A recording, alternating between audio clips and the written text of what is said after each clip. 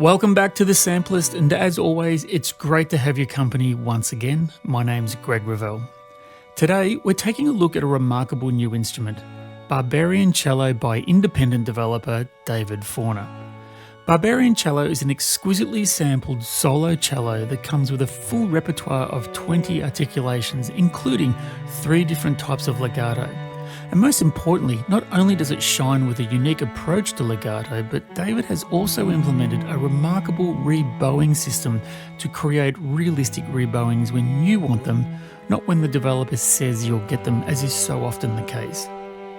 David set out to create a uniquely warm, unrefined and forceful instrument with some unique takes on some standard cello articulations, so this is a rich tapestry of sounds quite unique in its class. Barbarian Cello requires the full version of Contact 5.8.1 or greater. It will not work with the free Contact player. Barbarian Cello downloads at 8.9 gigabytes installed, and at the time of shooting this video, it retails at 133 British pounds 66 pence, which is about 176 US dollars. And as always, a declaration. David has kindly made available a copy of Barbarian Cello for today's review, but with that said, he hasn't had any input into the making of this video whatsoever. As always, we stand by our commitment to transparency and pride ourselves with the independence of our opinions. And before we go any further, be sure to hit the subscribe and ring the notification bell, and you'll be up to date with the latest product releases in the world of virtual instruments. All right, let's kick it off and explore the sounds of Barbarian Cello.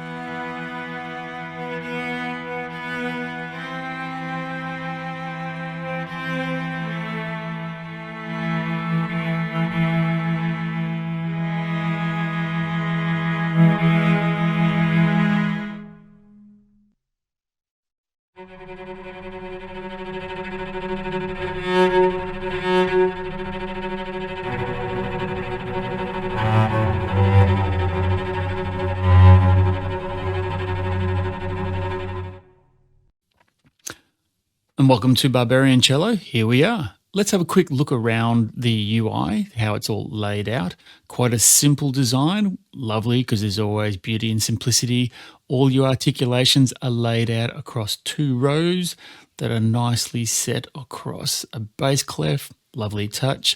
Down the bottom is a series of conventional controls. There's one for offset, which I'll tell you a little bit more about later. You can change the range of your keys. You can see down the bottom how you can map them to the keys. There's a stereo width enhancer, a low-pass filter, and a reverb. There's also the all-important information here tab. By clicking on this, reveals a box that gives you some further information. And again, I'll go into some more detail later about what that's all about. So without further ado, let's have a quick listen to the legato straight out of the box.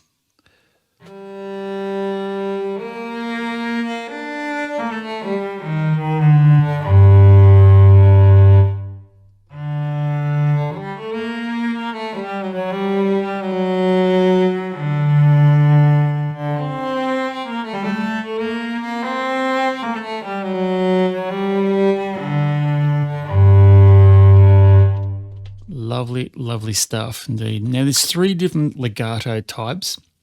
The lyric, the medium, and the soft.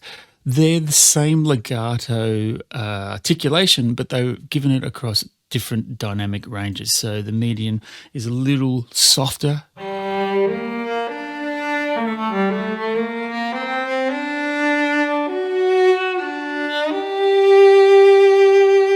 Lovely portamento transitions there. You can see David's done a remarkable job, as he has with everything here.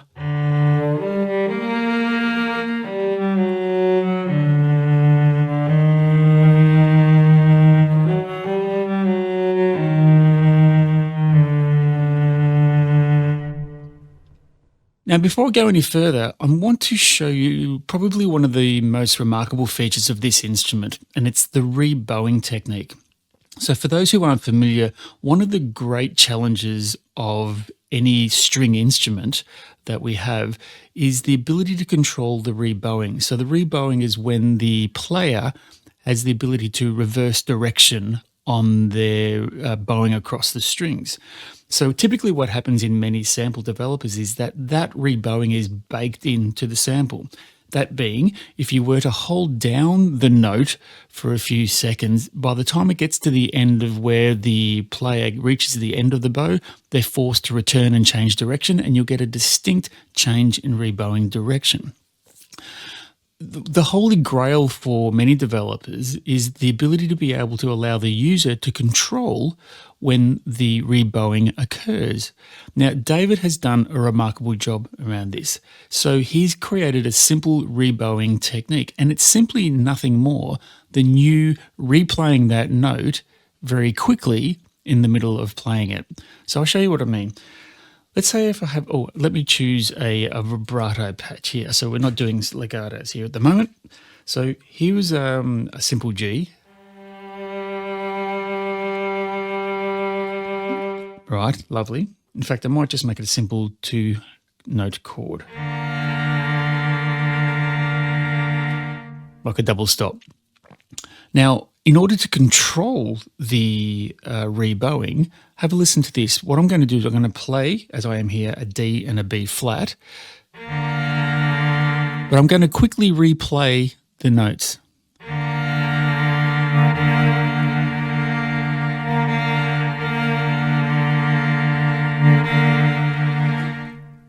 That is spectacular. I'm able to control by quickly releasing the notes. Again, just drawing your attention to the keyboard underneath, and you'll see.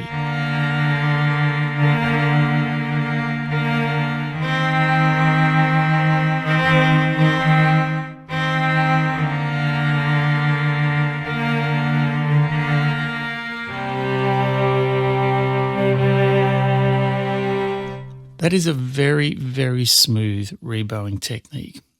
So you have that available for nearly every articulation in the long space. Obviously, a rebowing technique has no meaning in a spiccato or staccato, or indeed a pizzicato, being a short articulation. So for example, again, you can even get rebowing in the middle of a legato passage. So again here, I'll just play a simple legato passage and I'll hold one note and you'll hear me rebow it.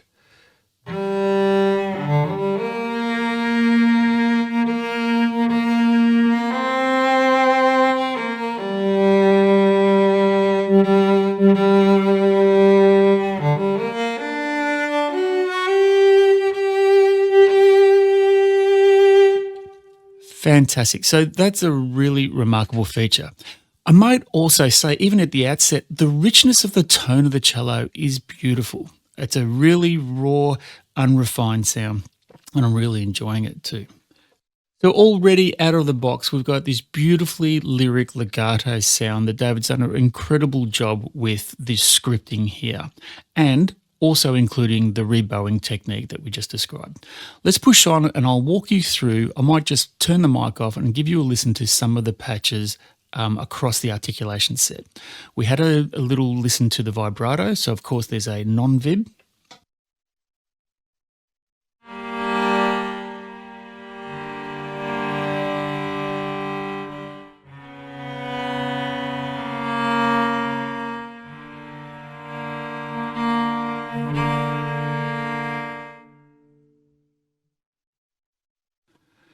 Now, I love the flautando. Flautando, this is really, really, really lovely. I'm going to enjoy this. Have a listen to this. Again, a flautando. It's got a very rich, soft, subtle sound to it.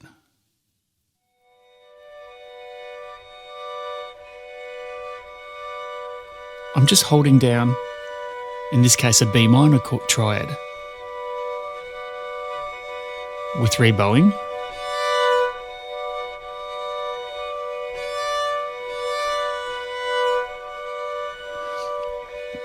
When I first played that sounded to me like a very Vivaldi Four Season. I think is it winter when they all sort of go to sleep after they've drunk themselves into a stupor and all the woodsmen are very slowly snoring and breathing.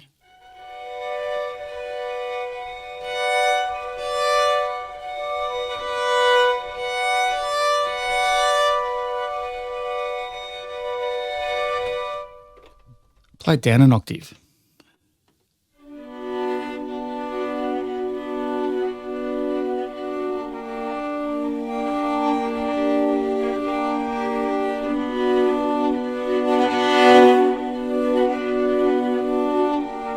Can't get enough of that rebowing.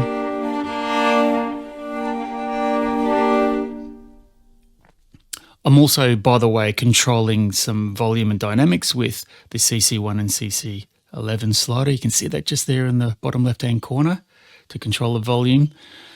Harmonics are very sweet. Let's go to the upper harmonics.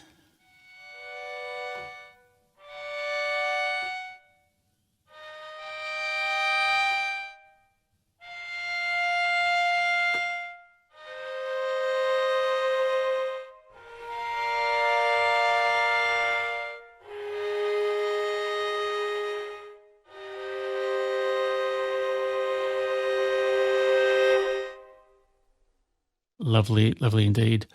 Overplay. Overplay is a really interesting one. It's where there's a really strong attack on the note before sliding into the note.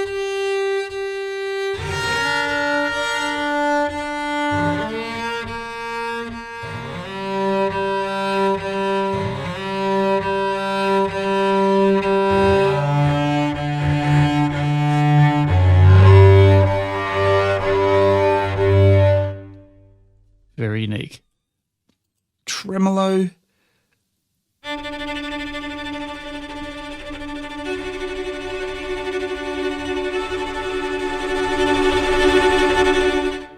But again, you also get the rebowing technique, the quickly repeating the notes, and you get it.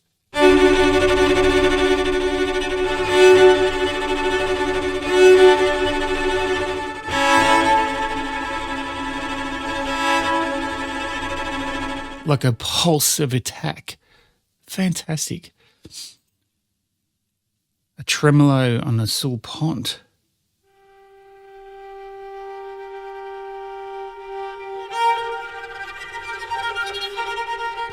So for those who aren't familiar, a sul pont is when the string player plays very close to the bridge. It gives a very glassy, edgy, tense sound. Now, if you play really softly on this articulation, it slowly comes in a traditional non-vibrato or non-tremolo sound, I should say, and then morphs into a tremolo.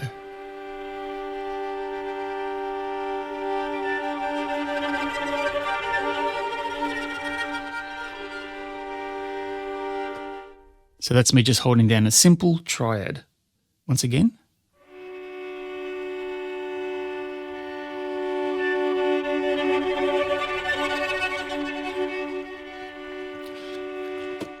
But if you were to hit the keyboard quite hard at the start of that chord, you get... It dives straight into the articulation being the tremolo.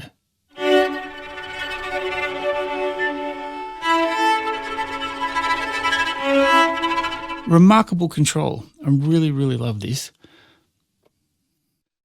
Moving on to the Miccatos, these are spectacular in my humble opinion. Have a listen to a long Miccato.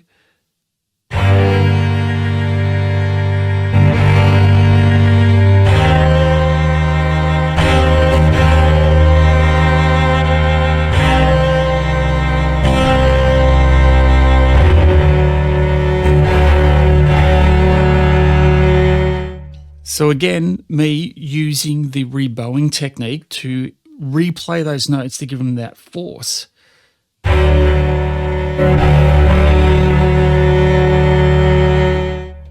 Spectacular indeed. And the shorter legato.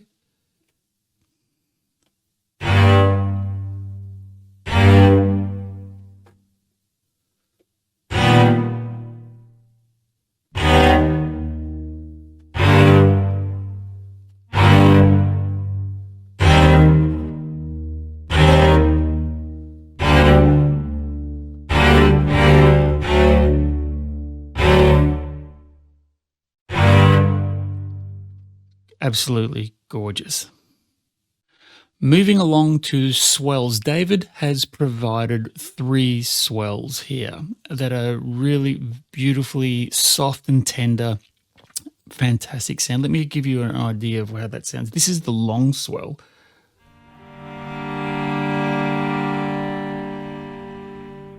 So I'm just holding down a triad there and letting the whole sample ring out. Let me try that again, and I'll throw in, again, the rebowing technique.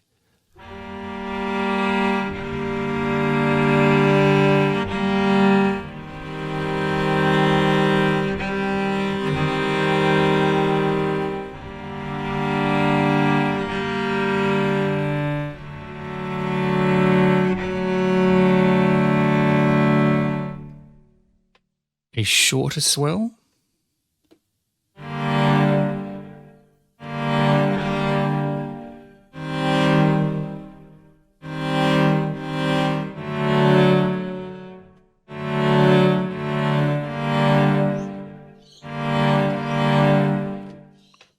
And a shorter swell again.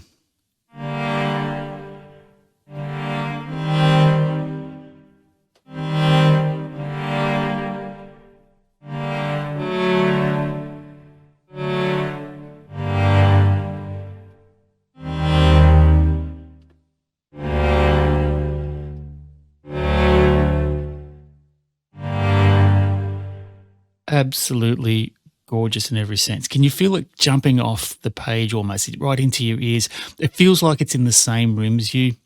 Really intimate, lovely raw sound. One of the best cellos I've heard, and I've got plenty of them too. And now finally over to the shorts, being the spiccato, staccatissimo, staccato and pizzicato. So let's start with the spiccato.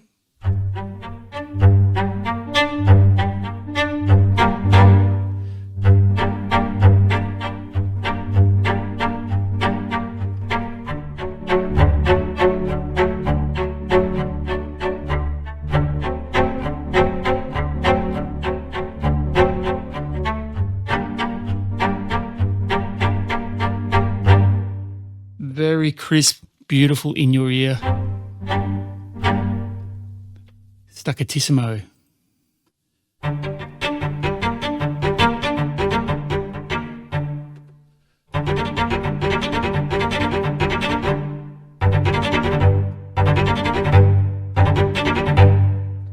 Beautifully, transitions are super sharp, super crisp. You can hear even on fast passages, it's beautifully sounding. And the staccato, softer.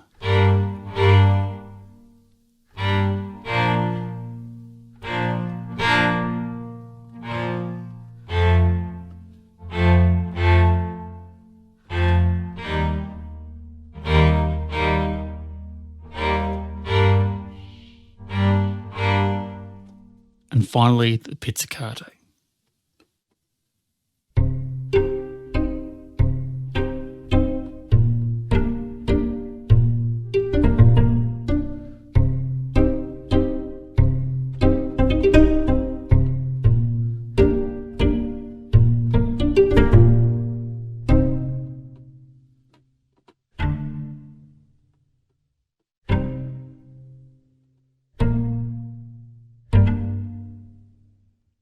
Beautiful, absolutely lovely. So I'm sure you'll agree there's a beautiful range of articulations that David's got here. It's a lovely, lovely sounding cello, beautifully sampled and beautifully played, I might add. And the colours of the articulations are far better, in my opinion, than in many other offerings out there in the market. With all these lovely transitions that David's been able to program, which is able to listen to your fingers and adapt to your playing style, that comes at a slight price in the sense that there is an inherent natural latency or a delay when you're playing, meaning that there is a slight delay between when your fingers hit the note and the sound you hear. Now, I'm not sure if you can see it, but it's probably hard to detect because it's only a matter of a couple of 100 milliseconds, but there's a slight delay between when my fingers hit the keyboard and the sound that you hear coming out.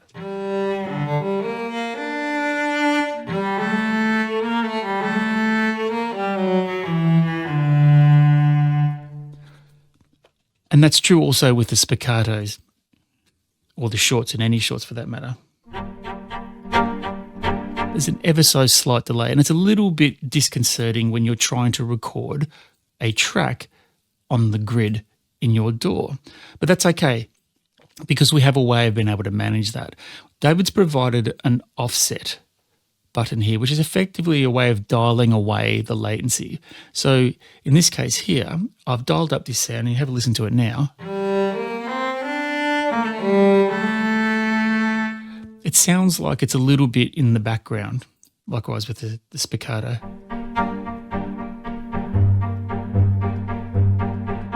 As opposed to when I have the offset turned off. Okay, so what my technique is that I've learned is that I'm going to dial up the offset to turn it off effectively, only temporarily. So let's do that. And I'm going to do this with a spiccato patch. So let's turn this all the way off. And I'm going to record just a very brief passage of something in staccato.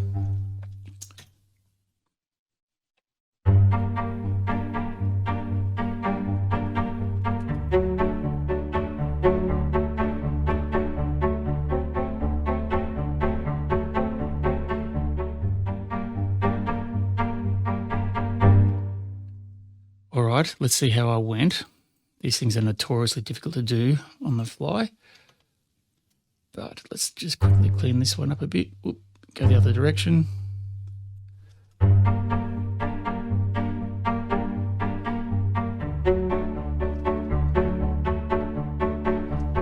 Okay, not too bad.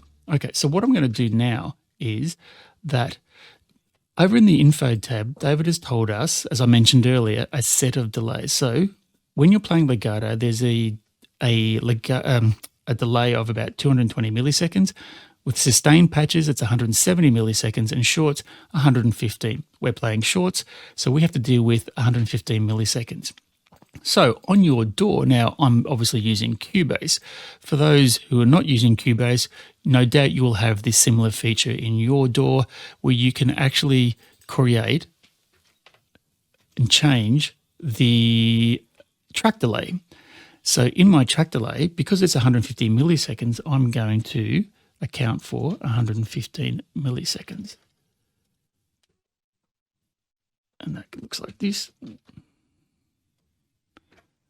Okay.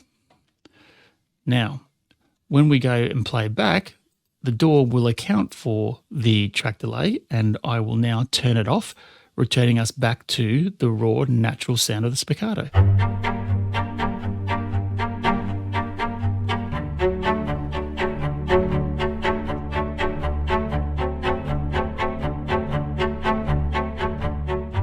So we're on the grid again. So there's a little technique. So just in summary, for each legato type or sustain or short, there is a slight delay. Refer to the info tab that David's provided. When you record, turn the offset all the way up to effectively turn off the delay. Record to the grid, then unwind it back to 0 and set the track delay in your DAW to be equivalent to whatever articulation you're using. And in our case, we used 115 milliseconds. Hopefully that helps. Then you can do exactly the same thing with your legato tracks or any other track for that example. Obviously with legato, you would use a legato delay of 220 milliseconds. wind it up, turn it off, record your legato transition, then set the track delay to minus 220 seconds as I've got there. Hopefully you found that really helpful. I found it something that I had to play with. And with the Barbarian Cello, you have to learn to feel and breathe with the instrument itself. It has its nuances, because if you want to try and get that beauty out of the instrument, learn some of these techniques and have a bit of a play with it, and I think you'll get yourself some remarkable results. Okay, so with that said, I'm going to show you now a short composition I made using Barbarian Cello, and then on the other side of that, I'll tell you about how I came to some of the decisions I made in its composition, and then we'll wrap up today's video.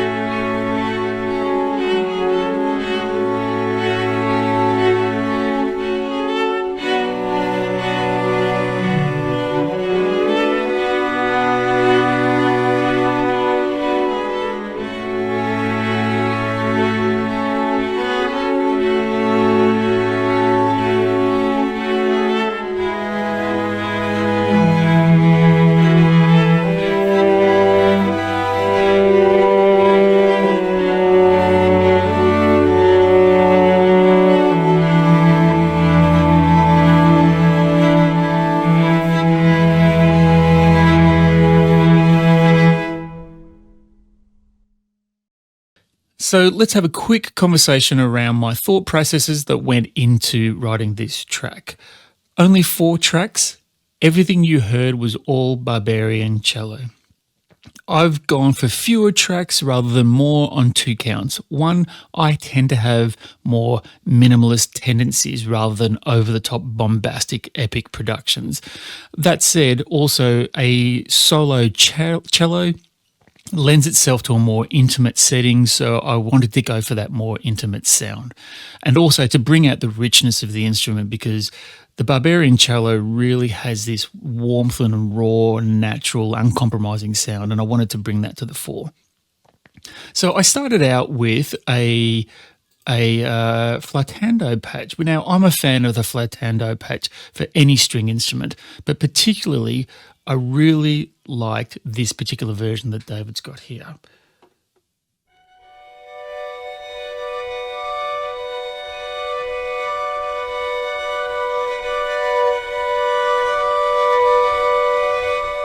Now I'm simply holding down a B minor triad, and I think if you listen really closely, what I heard, I don't know if it's coming through in this video, but it has this lovely, soft, pulsing sound. There's a slight inherent pulse to the track.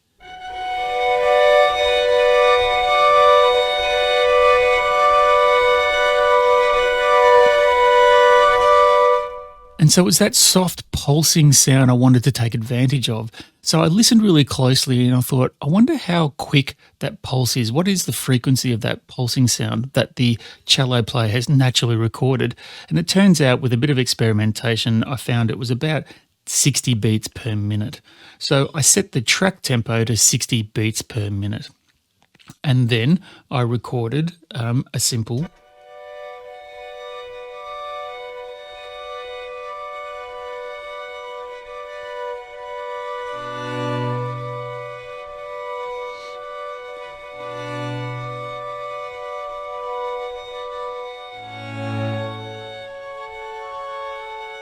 So just a simple B minor triad that slips down to an A major triad with a suspension in the F sharp in the top string.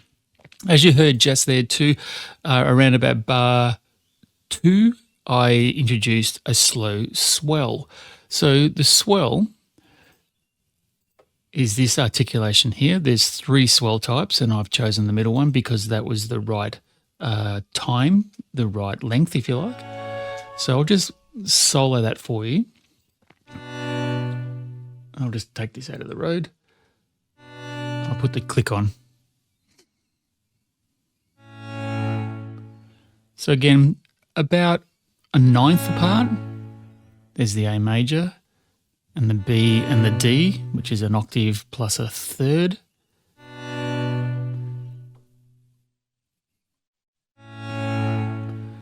And that gave, to me, it gave a bit more depth to the pulsing sound of the flautando.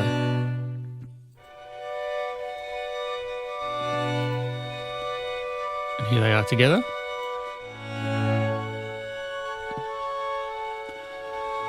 Okay, so then it was time to introduce maybe a legato passage, a melody, if you will. So I've dialed up, obviously, the legato patch, and this one I chose the medium of the 3. It just fit with the right dynamic range for me. In hindsight, with all my experience of playing with Barbarian Cello, with the legato patch, I find it really lends itself to playing off the grid, as it were. So you'll note up here in Cubase, this is what tells you how it can snap the grid. And I've also turned off the auto quant. So in other words, I'm not doing any quantization at all with this piece. It's literally what came out of my hand, and I was just simply noodling around to try and take advantage of the more legato transitions and bring it to the fore. I hope I've been able to do that justice, because it is quite a nuanced beast.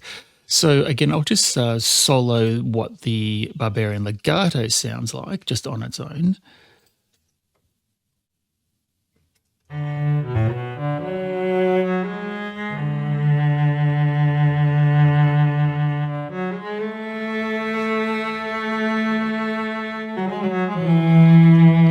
So it seemed to handle that little trill in the legato quite well. I wanted to test that out, and I thought it did quite a nice job. But if we put everything together, again, notice everything I've got here is off the grid. There's no quantization.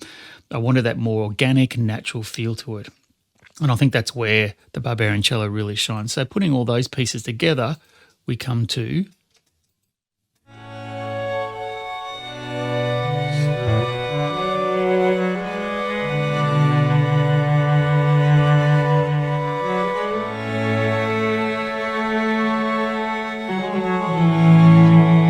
swells, legato, and flautando on top.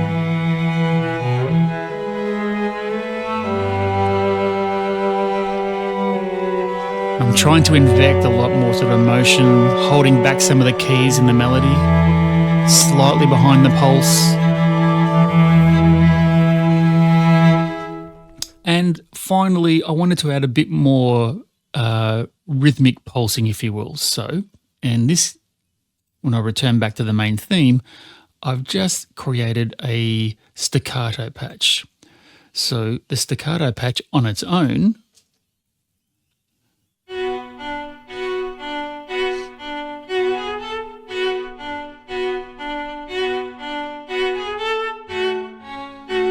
again, adding that rhythmic pulse, putting it all together.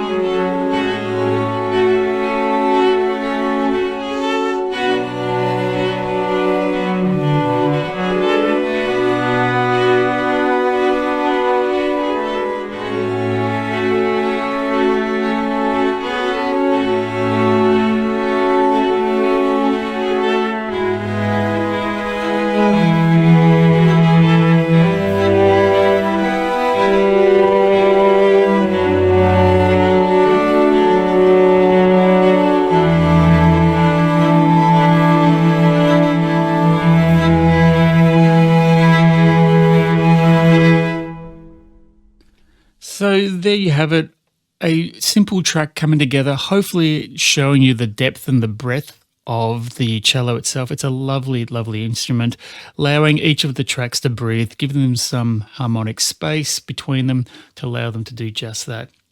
Hopefully you found that interesting to give you an insight about what it is capable of. I'm sure that with my limited skills, I'm not really bringing the most out of what this instrument can achieve, but in the right hands, it's going to sound fantastic. Okay, so with that done, let me wrap up this video now. I'm going to give you my final thoughts on David Forner's Barbarian Cello. So my final thoughts.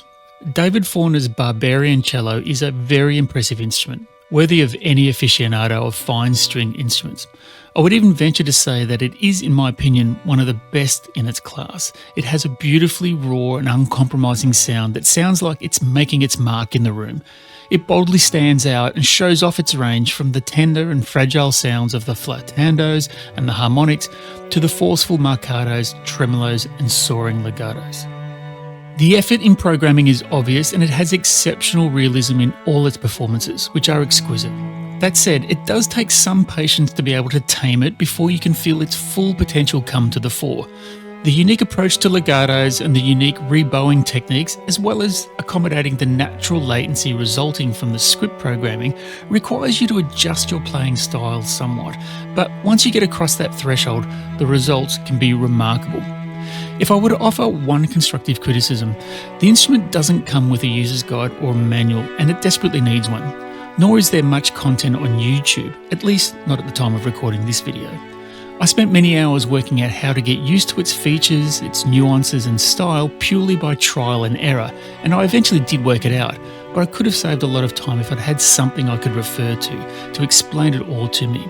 Other, less patient users may be less forgiving.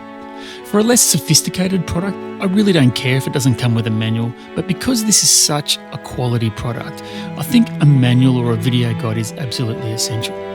Overall, I really like this cello, and I tip my hat to David, who has clearly spent much time and effort to produce a quality instrument worthy of any professional composer. I have no doubt it will play a role in my compositions in the future. So that wraps up today's video.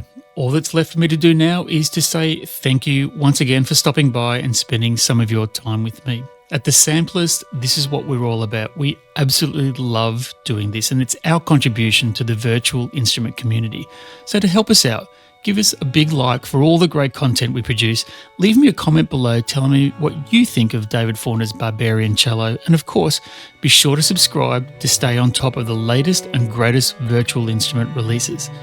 This is Greg Revell for the Sampleist signing off, and as always, urging you to find your sounds and find your soul. See you on the next one.